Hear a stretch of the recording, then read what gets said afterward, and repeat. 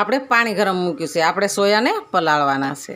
આપણે 1 cup soya લેવો, એને આપણે પલાળી દઈશું. 15 મિનિટ માટે પલાળવાના છે. આપણે 15 મિનિટ માટે પલાળી દઈશું. હવે આપણે ઢાંકી દીધા. આપણે આને 15 મિનિટ થઈ ગઈ છે, પલાળી દીધા હતા. તો આપણે આનું પાણી કાઢી નાખવાનું. આને પાણી કાઢી અને કોરા કરી લેવાના છે. કોરા કરી અને અંદર એડ કરી દેવાના. આપણે પાણી બધું કાઢી લેવાનું છે. હવે આની અંદર આપણે 3 લીલા મરચાં નાખીશું. એની અંદર આપણે લસણની કળી નાખી. આદું નાખવું તો નખાય, પણ આપણે આદું નથી નાખવાનું.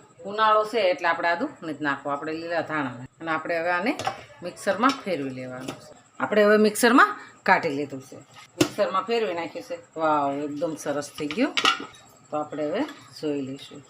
સુગંધ આવવા મળી મસ્ત. આપણે સોયાને કમ્પ્લીટ દળી નાખ્યા છે. એમાં લીલું મરચું, લસણ એવું બધું નાખ્યું છે.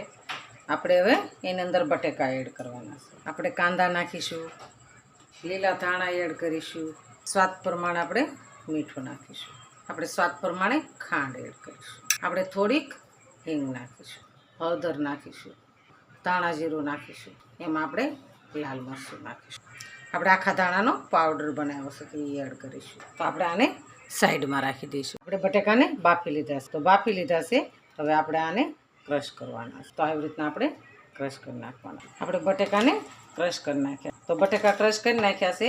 આપણે આની ટિક્કી બનાવવાની છે. ટિક્કી બનાવવાની છે અને સોયાની ટિક્કી બનાવવાની છે. બટેકા નાખીને મસાલો નાખી અને પોષણથી ભરપૂર છે. મસાલા લીધા છે. તો એની અંદર આપણે આ બટાકાનો મસાલો એડ કરીએ. આપણે 3 બટાકાનો મસાલો નાખ્યો છે. આપણે હવે આને મસળી અને સરસ મિક્સ કરી દેવાનું છે. મિક્સ કરી અને આને આપણે ટિક્કી બનાવવાની છે. ફૂલ મસાલા નાખ્યા છે એટલે ખાવાની તો મજા આવે. આપણે ફેરવી નાખીશું. મિક્સ કરી આપણે મજા આવે. મીઠું, ખાંડ બધું સળિયાતું નાખ્યું છે અને સ્મેલ આવે ને ત્યાં ખાવાનું મન થઈ જાય.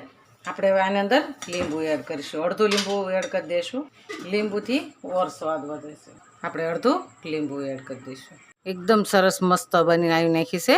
તો આપણે હવે આને તળી લઈશું. તળવા માટે આપણે થોડુંક જ તેલ મૂકવાનું છે અને ધીમો ગેસ રાખવાનો છે.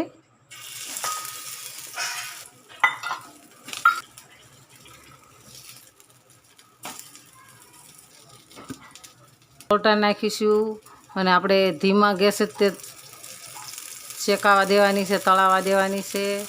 અને આપણે ટિક્કી તળાઈ ગઈ છે. તો ટિક્કીને આપણે બહાર કાઢી લઈશું. આપણે એક થાળીમાં કાઢી લઈશું.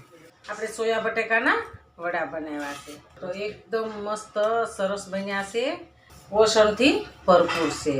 તો પ્રોટીન ભરપૂર માત્રામાં હોય છે. તો આપણે હાલો એન્જોય કરીએ.